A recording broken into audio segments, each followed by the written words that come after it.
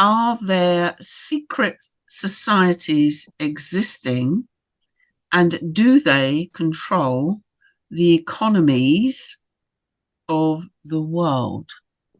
What fear caused these secret societies to fall?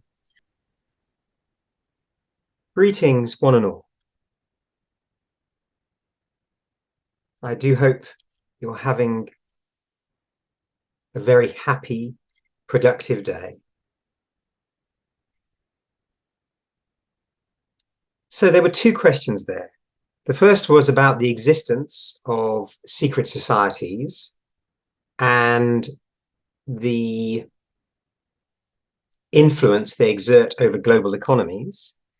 And the second question was about why did these secret societies, excuse me, why did these secret societies form? As far as their existence goes, secret societies are just another way of accumulating power within a few individuals.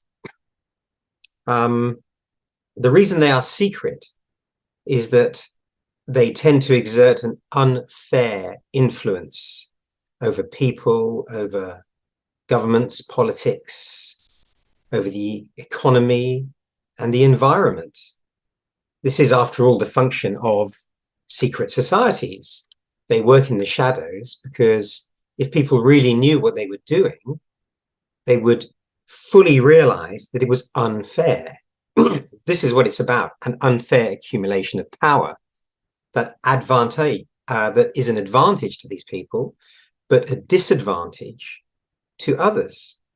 It helps to, well, contributes to keeping other people in poverty, and it works against an equitable distribution of wealth. Secret societies are everywhere. You only have to look in the newspaper, and every few years, companies get fined for setting up secret cartels. That is a form of secret society. Of course, you do have the much older ones. In the UK and in many places worldwide, you have the Masons.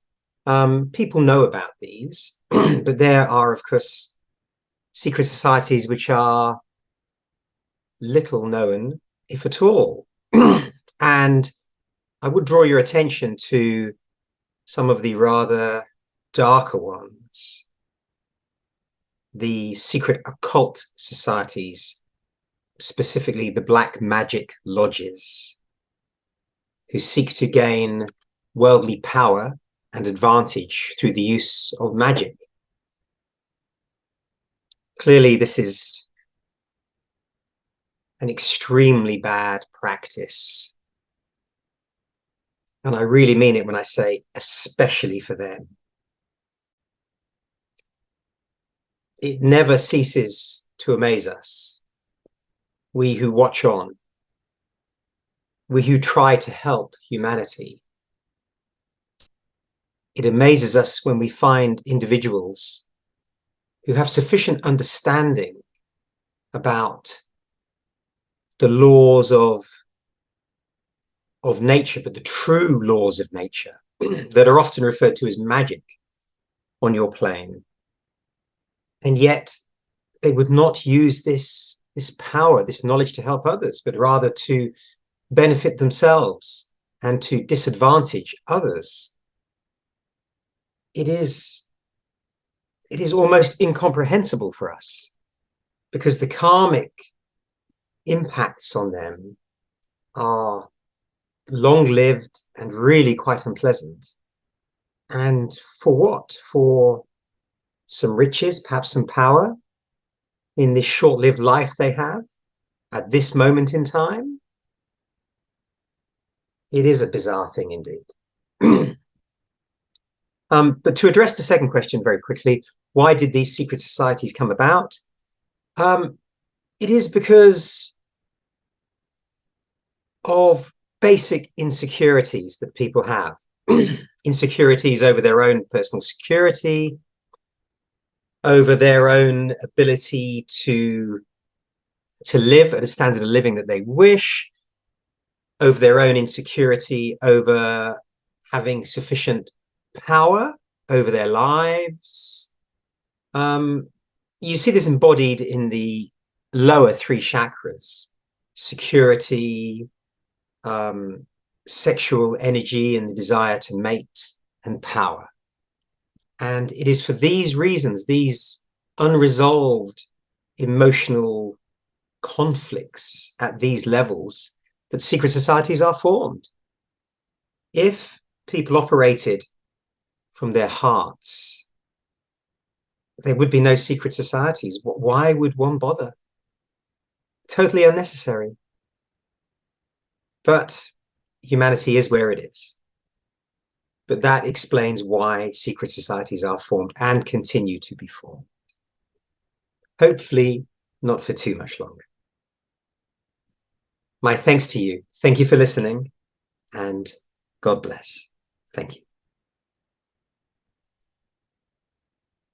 I am delighted to say that I am the new energy from the Halls of Learning, and my name is Dennis. I would love to contribute to this conversation.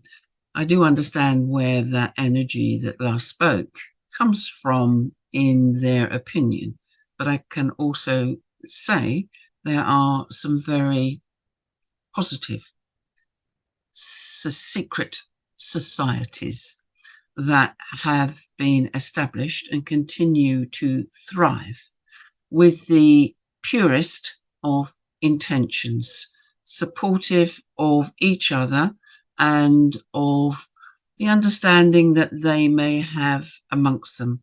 They also do remarkably good work very quietly.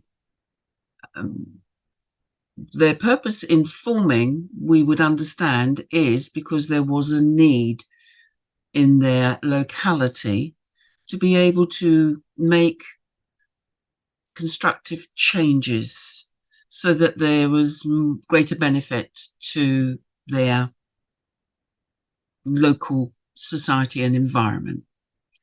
And little by little, others were introduced to this, the collective. And it is thought that they then created societies within their own little communities that were of benefit. Some of these, of course, have since died out because standards have been raised. There's been more equality within the smaller communities. And so there has been no need for these groups. Some of them have amalgamated into larger groups and become renamed.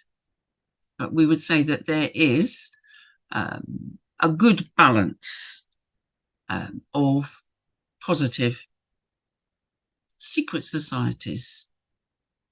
Yes, I will stand back.